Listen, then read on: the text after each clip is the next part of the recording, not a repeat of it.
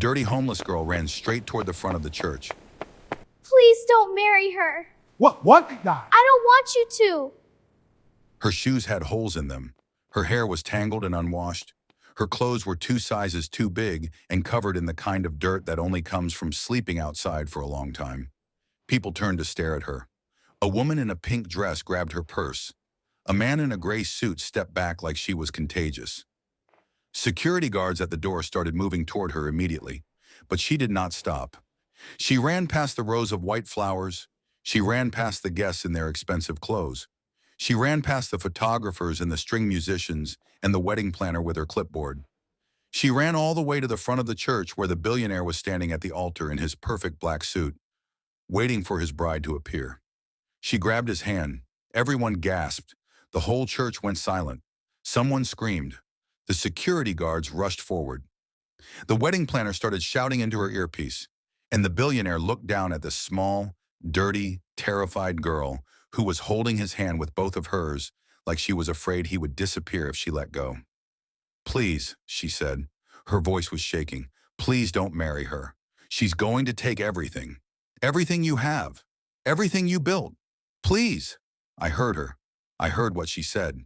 The security guards reached her. One of them grabbed her arm to pull her away. Shorna, and that is when the billionaire held up his hand. He said, "Stop." One word, quiet and firm. The security guards froze. The whole church froze. He looked down at the girl again, at her dirty face and her hollow eyes and the way she was holding his hand like it was the only solid thing in the world right now. He said, "Let her speak." Nobody moved. Nobody breathed. The girl reached into the pocket of her oversized jacket with a shaking hand and pulled out a cracked old phone. She pressed play. And a woman's voice came out of that tiny broken speaker, clear and cold and unmistakable, a voice that every person in that church recognized immediately, because it was the voice of the beautiful bride who was standing at the other end of the aisle in her white dress, listening to herself be exposed. 5 seconds. That is all it took for the billionaire's entire world to change. Hello, everyone, and welcome to our story. Before we go any further, hey, tell us in the comments where you are watching from today. Are you in New York, Texas, California, Georgia, Florida, maybe somewhere in the Midwest? We want to hear from you. Drop your city or state in the comments right now, and please hit that like button and subscribe so you never miss any of our upcoming stories. Now let us go all the way back to the beginning and tell you everything. James Hartford was 52 years old and one of the wealthiest men in the state of Georgia. And he had not started that way. Nobody who knew his story would ever have predicted he would end up that way either. James grew up in a small town called Calverton, about 40 miles outside of Atlanta. His father worked at a furniture factory. His mother cleaned houses 3 days a week and did laundry for neighbors the other 2.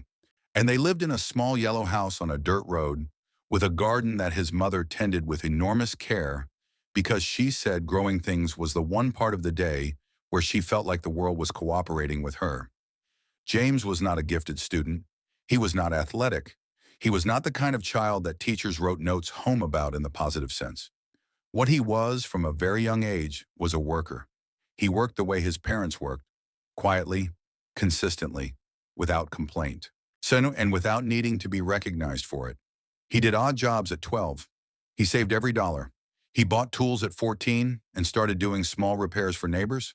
By 17, he had a reputation on his street for showing up when he said he would and doing what he said he would do and charging a fair price. Which sounds simple, but is rarer than most people understand. He did not go to college. While he could not afford it, and he was not certain it was the right path for the specific kind of work he wanted to do anyway. He started a small construction and renovation company at 22 with 2 employees and 1 truck and the same quality he had always had. He showed up. He did the work. He charged a fair price. By 30, he had 30 employees. By 40, he had 300.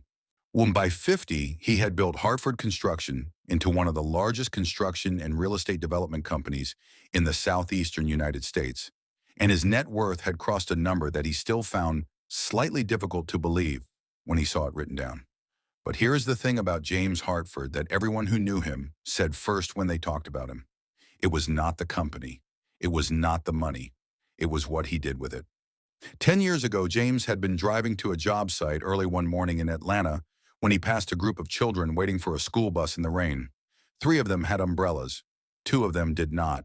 Those 2 were soaked through, standing in the downpour with their backpacks held over their heads. James pulled over his car and sat there for a full minute looking at them. He thought about his mother and her garden. He thought about the yellow house and the dirt road, and the years when a school uniform had to last 2 years, regardless of how much a child grew.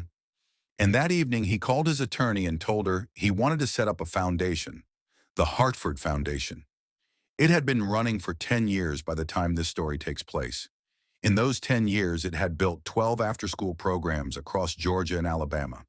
It had funded school supplies for over 60,000 children. It had built 3 emergency shelters in Atlanta for families with nowhere to go. And it had, through a specific program that James had started 5 years earlier, provided housing assistance and job training for parents experiencing homelessness. Because James Hartford understood, from the yellow house on the dirt road, that the children you see standing in the rain are almost always standing in the rain because of something happening at home that started long before the rain began. People loved James Hartford, not the way people love celebrities from a distance and without real knowledge. They loved him the way communities love someone who shows up and keeps showing up. He attended the foundation's events. He knew the names of the program staff. He visited the shelters personally. When a reporter asked him once why a man of his wealth spent so much time in rooms that were not comfortable, he said that comfort is a thing you earn by doing the uncomfortable things first. And I still have a lot of earning to do. He had been married once before. His wife Patricia had died of cancer 11 years ago, 2 years before the foundation started. James did not talk about her often in public, but everyone who knew him understood that the foundation was connected to her in some way he had never fully explained. And they respected that connection by not asking him to explain it. He had not dated seriously in the years after Patricia died. He had been too busy, and he had been too sad in the quiet and private way of people who carry grief well enough that others stop asking about it. And then 3 years ago, he met Victoria Blake. Victoria Blake was 40 years old when she walked into the Hartford Foundation's annual gala in Atlanta. She was beautiful in the specific and deliberate way of someone who has studied what beautiful is supposed to look like and has reproduced it exactly. Dark hair, perfect posture, the kind of smile that makes people feel individually seen, even when she is smiling at a room of 300. She was a corporate event planner with an impressive client list and the specific social skill of making every person she met feel like the most interesting person she had spoken to all evening. She approached James at the gala to discuss a potential partnership. Her company had organized events for several of the foundation's peer organizations, she explained. And she had ideas about how the Hartford Foundation's annual fundraiser could grow its donor base significantly. She was professional, she was knowledgeable, and she asked James 3 intelligent questions about the foundation's programs in the first 10 minutes of conversation that made it clear she had done her research before showing up. James was impressed. He was not easily impressed. They had a meeting the following week. They had dinner the week after that. By the end of the first month, James Hartford was doing something he had not done in more than a decade. He was looking forward to seeing someone. Victoria was attentive in a way that felt genuine. She asked about the foundation with what seemed like real curiosity. She attended events with him. She was kind to the foundation's staff and to the families it served. She kneeled down to talk to children at eye level at the shelter visits. She remembered names from one visit to the next. She did all the small things that tell you who a person actually is when nobody important is watching. At least James believed nobody important was watching. He was wrong about that, but he did not know that yet. They dated for 2 years. James was happy in the way of someone who had stopped expecting to be happy again and finds himself surprised by it. His sister Margaret, who lived in Savannah and knew him better than anyone alive, told him she had not seen him like this since Patricia. He told her he was not going to compare them. She said she was not asking him to compare. She was just glad. He proposed on a Tuesday evening in January. Just the 2 of them. His apartment. A ring he had spent 3 consultations choosing because he wanted to get it right. Victoria said yes immediately. She cried. James believed every tear. The wedding was scheduled for October, a beautiful historic church in Atlanta. 400 guests, a formal dinner, a live band, all the expensive and beautiful machinery of a celebration that James had agreed to because Victoria said it was the one day in her life she had always imagined doing properly. He was certain he loved her. He had never been more wrong about anything in his life. Now we need to tell you about Maya. Maya Simmons was 11 years old, almost 12, when this story takes place. She was small for her age and thin in the way that comes from not eating enough for a long time. And not the fashionable kind of thin, the kind that makes your wrists look fragile and your eyes look too large for your face. She had been living on the streets of Atlanta for 18 months. That is a sentence that should not be possible to write about an 11-year-old. But it is, unfortunately, a sentence that describes thousands of children in every major American city on any given night. Maya's mother had died of an illness when Maya was 9. Her father had never been in the picture. Shortly, she had a grandmother in Alabama who was 74 years old and lived in a single room in an assisted living facility that did not allow children. The state had placed Maya in a foster home that was, on paper, a safe and adequate placement. In reality, the man in that house was someone Maya understood immediately. In the first week was dangerous. She did not have the words at 9 and 10 to explain specifically what kind of dangerous. She knew enough.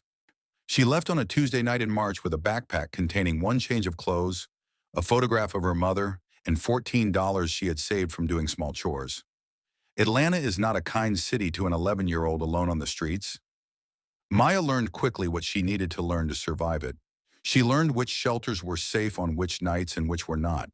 She learned which restaurant staff would leave food near the back entrance after closing and which would not. She learned which parks had bathrooms that stayed open late. She learned to be invisible. This was her most important skill. If people did not notice you, they could not report you. And if they could not report you, you did not get sent back to the house with the dangerous man. The place Maya slept most often was not a shelter and not a parking garage. It was the basement of a community center on Peachtree Street called the Linden Center, which operated several of the Hartford Foundation's after-school programs. The Linden Center's basement had a storage room that was not properly alarmed. Maya had discovered the gap in the alarm 6 months earlier. It was dry. It was warm. There were old foam mats stacked in the corner that she had arranged into something that resembled a bed. She was very careful to leave no trace of herself during the hours when the center was open. She arrived after 11 at night and left before 6 in the morning. She was, as she had become in all things, invisible. The Linden Center staff did not know she was there. The Hartford Foundation's program director did not know she was there. James Hartford did not know she was there. But something happened at the Linden Center 2 weeks before the wedding that Maya could not have predicted and that changed everything. She heard them talking on a Thursday evening. Maya had arrived at the basement at her usual time. She was settling in for the night when she heard voices in the room directly above her. The community center was supposed to be empty at that hour. The basement ceiling was thin, and the voices came through clearly. One voice she did not recognize. A man. He sounded nervous. The other voice she recognized immediately. She had heard it many times over the past 6 months during events at the Linden Center. She knew the regular staff voices, the program participants, the frequent visitors. She knew this voice. It belonged to Victoria Blake, who came to the Linden Center often. Maya had always seen her being warm and kind to the children in the Foundation's programs. Maya lay very still and listened. What she heard made her cold from the inside out. Victoria was explaining something to the man in careful and specific language. She was explaining the Hartford Foundation's financial structure. She was explaining which accounts held the Foundation's operating funds. She was explaining how the signatory authority on those accounts worked and how it would change when she and James were married. Because James had already added her name to the Foundation's board in anticipation of the wedding, she was explaining a series of wire transfers that were planned for the week after the honeymoon. Transfers that would redirect the Foundation's primary operating fund to a holding account that James would not immediately be able to trace. She said, "By the time he understands what has happened, the money will have moved twice." She said, "I have spent 3 years on this. 3 years going to every boring shelter visit and sitting on the floor with every dirty kid and smiling for every photograph." She said, "It is almost done." The man said, "What about the Foundation itself?" And what happens to the programs? Victoria said, I do not care about the programs. She said it the way you say something that has been true for a long time, and you have never had to bother hiding it before tonight. The programs are James's problem. The money is mine. Maya pressed herself against the basement floor and did not move. She heard more. She heard the man read back a list of account numbers. She heard Victoria confirm each one. She heard Victoria say that James was trusting and busy, and that the board changes had already been processed without him reading the paperwork carefully. She heard Victoria say that the wedding was in 2 weeks and everything needed to be ready to move the morning they left for the honeymoon. She heard Victoria say one more thing before they left. She said, he thinks I love him. That is the easiest part. Men like James Hartford have been lonely for so long that when someone pays attention to them, they stop asking questions. He stopped asking questions a year ago. Maya waited until the voices were gone, until she heard doors closing upstairs in the building going quiet. Then she lay on her foam mat in the dark for a very long time and thought about what she had heard and what it meant and what, if anything, she could do about it. She was 11 years old. She was homeless. She lived in a basement she was not supposed to be in. She had no phone, no money, and no adult in the world who knew her name. But she knew something that James Hartford did not know. And she knew that James Hartford was the man whose foundation had been the only safe place in her world for 6 months. She spent the next 3 days thinking. She could not go to the police. She had learned about police the hard way. When you are a homeless child in Atlanta and you go to the police, it's the police contact child services, and child services send you back. She was not going back. She could not walk into the Hartford Foundation's offices and ask to speak to someone. She did not look like a person that an office building would let through the front door. She had tried that once at a different building for a different reason. The security guard had not even let her finish her sentence. She could not call anyone because she did not have a phone. What was in her hands was this. She knew where the wedding was happening. She had heard Victoria mention the church. She knew when it was happening because she had seen the invitation on a desk at the Linden Center 3 weeks ago while cleaning up before the staff arrived. She knew what Victoria's voice sounded like, and she had, in the basement storage room, found something 2 months ago that she had kept because it might be useful someday. She had learned to keep things that might be useful. An old phone, cracked screen, she had no SIM card. She had found it behind one of the old filing cabinets. She had charged it using a cable connected to one of the basement's maintenance outlets and discovered the phone still functioned, including its recording application. The recording application worked without a SIM card, without any service at all. It just needed the phone to be on. Maya held the phone and thought. She had missed the first conversation. But Victoria and the nervous man had used the phrase, everything needs to be ready, which suggested they were not finished meeting. If they had used the Linden Center once, they might use it again. Victoria had a cover story for being there. It was a logical place to return. Maya waited. On the second Tuesday before the wedding, they came back. She heard the door upstairs. She heard the voices. She pressed record and held the phone up toward the ceiling with both hands completely still. She got 14 minutes of audio. Not every word was clear, but enough words were clear. Account numbers were clear. The transfer timeline was clear. The phrase, he does not read the paperwork carefully, was very clear. And the sentence, I do not care about the programs. The programs are James's problem, was the clearest sentence of all. Maya lay on her foam mat that night, holding the cracked phone against her chest. She listened to the recording 3 times. Then she charged the phone fully and put it in the inside pocket of her jacket. She had 1 week until the wedding. The plan had problems. The first problem was getting into the church. She knew from watching Linden Center events what happened when someone who looked like her tried to walk through a door where important things were happening. The second problem was getting to James Hartford before someone stopped her. Even if she got through the door, she needed to reach him before the security guards removed her. She was small, she was fast, but security guards were bigger and the church was long.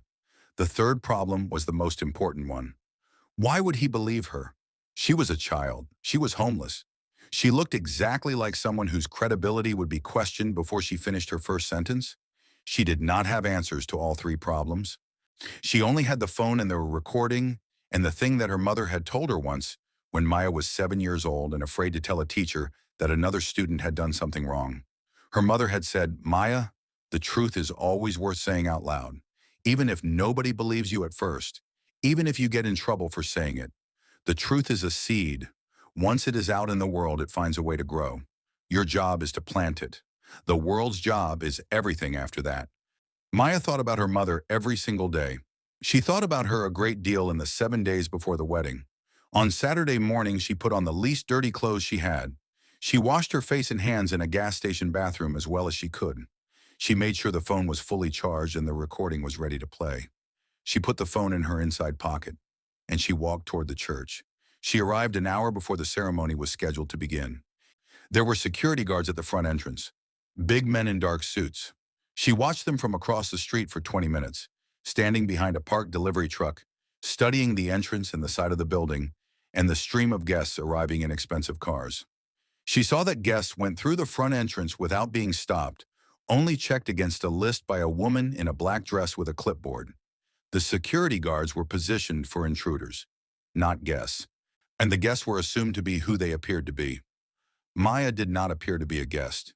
She walked around the side of the building. There was a smaller door near the back, a service entrance. It was propped open. A catering worker was carrying a tray through it. Maya waited until the catering worker had gone back inside. Then she moved to the door and slipped through. Inside was a narrow hallway. The sound of the ceremony was muffled but audible through the walls. She was close. Right, she could hear the string musicians beginning. She could hear the murmur of 400 people settling into their seats. She found a door that led to the main interior of the church. She opened it a crack and looked through. She was near the back. The aisle stretched out ahead of her. The guests filled the rows on both sides. At the far end of that aisle, at the altar, she could see James Hartford standing with his back partially toward her, talking to the priest. Or between her and James Hartford was the entire length of the church and 8 security guards. Maya closed the door. She stood in the hallway and breathed. She thought about her mother. She thought about the foam mat in the basement. She thought about the 14 minutes of audio on the phone in her pocket and what it contained and what would happen to the foundation and the children in the programs and the families in the shelters if nobody did anything with it. She thought about one more thing. She thought about the first time she had heard James Hartford's name. It was 6 months ago when she had discovered the Linden Center and found the basement and begun sleeping there. On one of the first mornings before the staff arrived while she was getting ready to leave, she had found a framed photograph on the wall near the stairs. It showed James Hartford at a shelter opening, kneeling down to talk to a group of children at eye level. His hand was on the shoulder of one of the children, a boy who was looking at him with the expression of a child who is not used to adults paying him direct attention. The caption beneath the photograph said, "Every child deserves to feel like someone is paying attention." Maya had stood in front of that photograph for 3 minutes, longer than she ever allowed herself to stand still in a space she was not supposed to be in. But she had looked at that photograph and felt something she did not have a full word for at 11 years old. The closest she could get was, "He is one of the ones who means it." She opened the door. She ran. The security guards saw her immediately. She was not trying to be invisible anymore. Invisible was not going to work. She was going to have to be fast. She ran down the left side of the aisle close to the pews, which made it harder for the guards approaching from the center to intercept her. Guests turned to stare. Someone grabbed at her jacket and missed. A woman screamed. She could hear shouting behind her and the heavy footsteps of men running. She could see James Hartford turning at the front of the church, alerted by the noise. She ran harder. She made it to the altar. She grabbed his hand with both of Please hers and looked don't up at him and marry said, her. "Please don't marry her. She's going to steal everything. And everything from your foundation. Everything from those children. I heard her. I have proof. Please just listen to me. Please." A security guard's hand closed around her arm. James Hartford said, "Stop." The guard paused. Stop. The whole church had gone so quiet that Maya could hear herself breathing. James Hartford looked down at her. She had expected to see skepticism. She had prepared herself for skepticism. What she saw instead was something she had not expected. He looked at her the way the man in the photograph had looked at the boy. Directly, with full attention. Like she was the most important thing in the room right now, and the 400 people behind her could wait. He said, "What did you hear?" Maya reached into her jacket pocket with the hand that was free and pulled out the cracked phone. Her hand was shaking so badly she almost dropped it. She found the recording. She pressed play. For 1 second, there was nothing but static. And then Victoria Blake's voice filled the church. By the time he understands what has happened, the money will have moved twice. I do not care about the programs. The programs are James's problem. The money is mine. The church was so quiet, Maya could hear her own heartbeat. He thinks I love him. That is the easiest part. Men like James Hartford have been lonely for so long that when someone pays attention to them, they stop asking questions. Maya watched James Hartford's face while the recording played. She watched it change. The color left at first. Then his jaw tightened. Then his hands, which had been at his sides, slowly closed into fists. He was not crying. He was not performing any of the things people perform in those moments.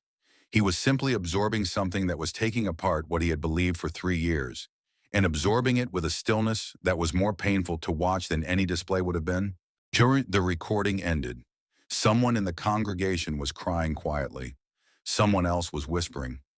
From the back of the church, from the doorway where the wedding procession was supposed to begin, Maya heard a sound. She turned and looked. Victoria Blake was standing in her white dress with a bouquet in her hands and a face that had gone the specific gray of someone whose entire plan has just collapsed around them in public. James Hartford followed Maya's gaze. He looked at Victoria. Victoria looked at him. Neither of them spoke.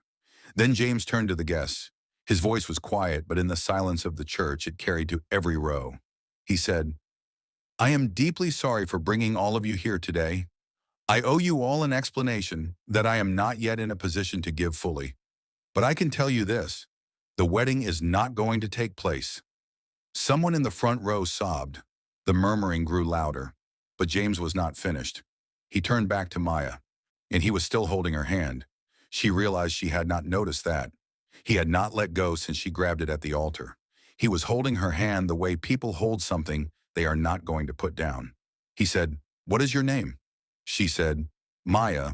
He said, Maya, how old are you? She said 11, almost 12. He said, Are you alone? She almost said yes.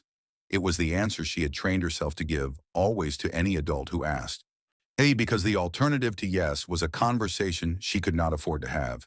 But James Hartford was looking at her with the direct and paying attention expression from the photograph. And something in that expression made the words she always said become impossible to say. She said, Not always. He closed his eyes for just a moment. When he opened them, he said, You are safe right now. Do you understand me? You are safe right now, and we are going to figure out everything else together. Maya did not cry. She had not cried in a long time. The streets take that from you after a while, the immediate availability of tears. But she felt something in her chest change, something that had been held very tight for 18 months, loosened by just a fraction, but enough to feel. What happened in the hours after the wedding that did not happen was complicated and involved lawyers and phone calls and a great deal of paperwork that Maya did not fully understand and was not required to understand. She sat in a small side room in the church with a woman from James Hartford's office named Helen, who brought her a sandwich and a bottle of water and did not ask any questions Maya did not want to answer. Helen had a kind face and sensible shoes, and the specific gift of knowing when someone needed company rather than conversation. She sat beside Maya and let her eat and let her be quiet, and did not make her feel like a problem to be managed. Through the wall, Maya could hear voices, James's voice, an attorney, another man. Later, she heard Victoria's voice, high and tight and not smooth anymore. The voice of someone whose composure has run completely out. Then more attorneys. Then at one point, she heard James say something in a very quiet and controlled voice, and then there was a silence that lasted a long time. At some point, Helen said, Would you like more water? Maya said, Yes, please. Helen came back with water and also a warm chocolate brownie from the reception buffet, which had been set up in the adjacent hall and which nobody was going to the reception to eat now. Maya ate the brownie very slowly. It was the best thing she had tasted in a long time.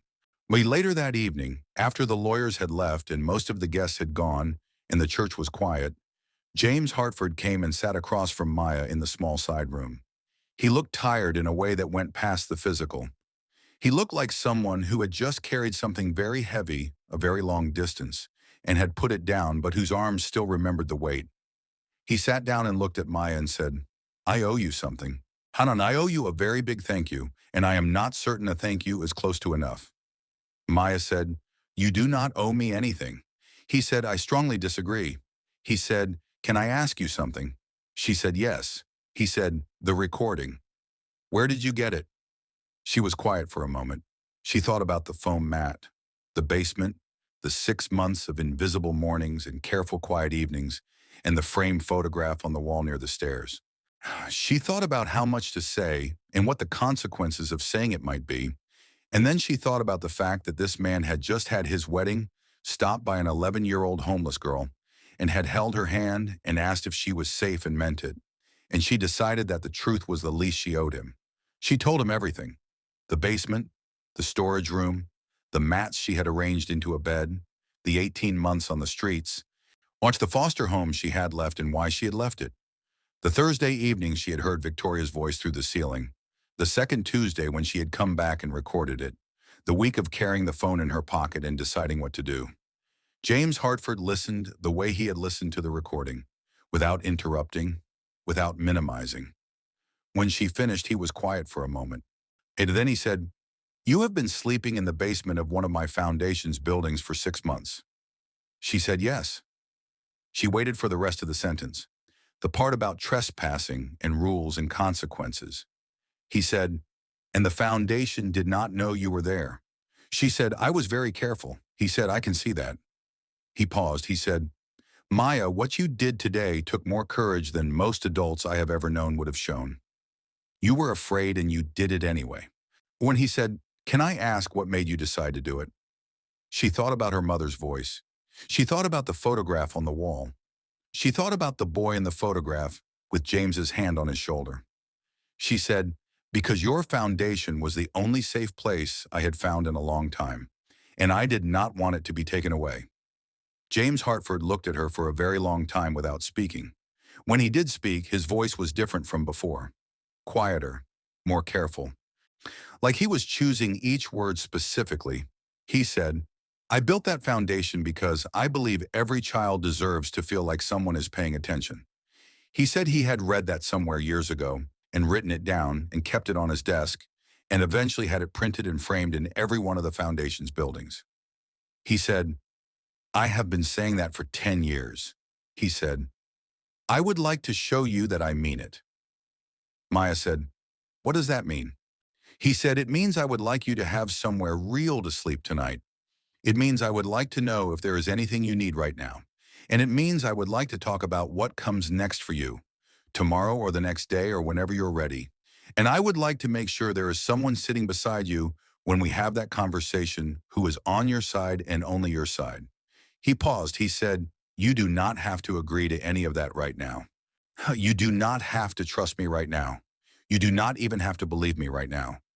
But I want you to know it is being offered, genuinely, with no conditions attached." Maya looked at him.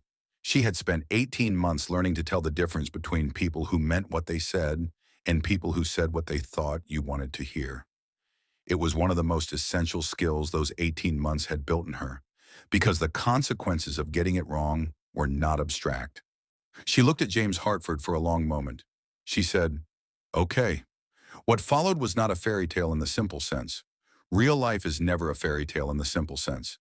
There were social workers and legal processes and court dates and paperwork that moved slowly and required patience. There were conversations about the foster system and what Maya's options were, and who had authority over what decisions. There were difficult days when the process seemed to be going backward. Days when Maya sat in Helen's office at the Hartford Foundation, watching the adults in her life navigate systems that had not been built with her interests as the primary concern, and felt the specific frustration of someone for whom patience has always been a survival requirement rather than a choice. James Hartford was present for all of it, not as a man writing checks to make things move faster, though he did what was legally within his power to do, but as a person who showed up, and he attended the meetings. He learned the names of the social workers. He asked the right questions and pushed back when pushing back was required. His attorneys made certain that Maya's interests were represented correctly and completely at every stage. It took 7 months. 7 months from the day of the wedding that did not happen to the day the adoption was finalized in a judge's office in Atlanta on a Thursday morning in May. Maya wore a blue dress that Helen had helped her choose at a store 3 days earlier. It was the first dress she had owned in 3 years. It fit perfectly. James Hartford wore a suit and carried in his jacket pocket a small photograph that he did not mention until after the paperwork was signed. Then he took it out and showed it to Maya. It was a photograph of his wife, Patricia. She was smiling in a garden somewhere, in warm afternoon light, Ali looking slightly to the left of the camera, as though something had just caught her attention, and she was absolutely delighted by it. He said, "She would have wanted to meet you," he said. "I think the two of you would have liked each other very much." Maya held the photograph carefully. She looked at the woman in it for a long time. Then she said, "She looks like someone who pays attention." James said, "She was exactly that. Every single day." Maya handed the photograph back. He put it in his pocket. And they walked out of the courthouse together into a Thursday morning in May that was warm and sunny and completely ordinary in the way that the most important days sometimes are. When the thing you have been carrying for a long time finally becomes light enough that you can move through the world without feeling every step of it. Now let us tell you what happened to everyone else. Victoria Blake was charged with attempted fraud and conspiracy to commit financial crimes. But her attorney argued for a reduced sentence based on the fact that no money had actually been transferred. The judge disagreed. Victoria was sentenced to 6 years in a federal correctional facility. The man she had met with at the Linden Center, whose name was Gerald Moss, received 4 years. Both were ordered to repay the foundation for every dollar of legal costs associated with the investigation. The Hartford Foundation continued without interruption. The board restructuring was fully reversed. The 3 board members who had been appointed at Victoria's recommendation resigned immediately when the full story became public. The foundation's programs actually expanded in the year following the events at the church. The coverage of what had almost happened attracted significant new donations from donors across the country who wanted to protect what the foundation was doing. In the 12 months after the wedding that did not happen, the Hartford Foundation opened 2 new programs and funded school supplies for an additional 8,000 children. James Hartford never remarried. He has said publicly in the interviews he has given since that he is not opposed to the idea in principle, and he is in no hurry about it in practice. He has also said that the most important relationship in his life at this point in time is the one that began on a Saturday in October in the aisle of a church when an 11-year-old girl grabbed his hand and asked him to pay attention. Maya Hartford is 14 years old now. She is in 8th grade and is, by every one of her teacher's accounts, the student most likely to ask the follow-up question and then the follow-up to the follow-up. She is on the student council. She volunteers at 2 of the Hartford Foundation's after-school programs on weekends. She is not a person who has put the 18 months on the streets behind her and moved on as though they did not happen. She carries them.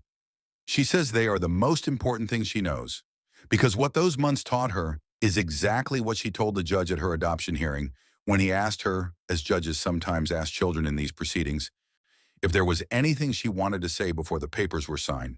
She said, "I learned that safe is not something you find. It is something that gets built slowly by people who mean what they say about paying attention. And I learned that when you find one of those people, you do not walk past them." James Hartford, sitting beside her in the courtroom, pressed his hand over his eyes for a moment. Helen, sitting in the row behind them, did not even try to hold it together. The judge said that was one of the finest answers he had heard in 30 years on the bench. Maya said, "Thank you, Your Honor." And then she sat back down and reached over and held James Hartford's hand. And this time she was not asking him to come with her. This time she already knew he was not going to let go. There is a framed photograph on the wall of the Hartford Foundation's Linden Center on Peachtree Street in Atlanta. It shows James Hartford kneeling down at a shelter opening, talking to a group of children at eye level. His hand is on the shoulder of one of the children, a boy who is looking at him with the expression of a child who is not used to adults paying them full attention. Below that photograph, there is now a second photograph. It was added last year. It shows a 14-year-old girl with her arms around a man in a suit. both of them laughing at something outside the frame. The caption beneath it reads, "Every child deserves to feel like someone is paying attention." Maya helped write the caption. She said, "Keep the same words. They are still true. We just have more proof now." If this story touched you today, we want to know which moment hit you the hardest. Was it Maya in the basement listening through the ceiling? Was it her running down that aisle? Was it James Hartford holding her hand and asking if she was safe? Was it the blue dress on the day the adoption was made final? Was it Maya's answer in the courtroom? Tell us in the comments below. We read every single comment on every single video without exception. And if you are not subscribed yet, please hit that subscribe button right now. Because next week we are going to tell you a story about a man who came home from a 12-hour work shift and found a note on his kitchen table that contained 4 sentences. 4 sentences that told him everything he thought he knew about the last 5 years of his life was not what he believed it was. What he did in the 24 hours after reading that note is something that every person who hears it carries with them long after the story ends. You do not want to miss it. We will see you then.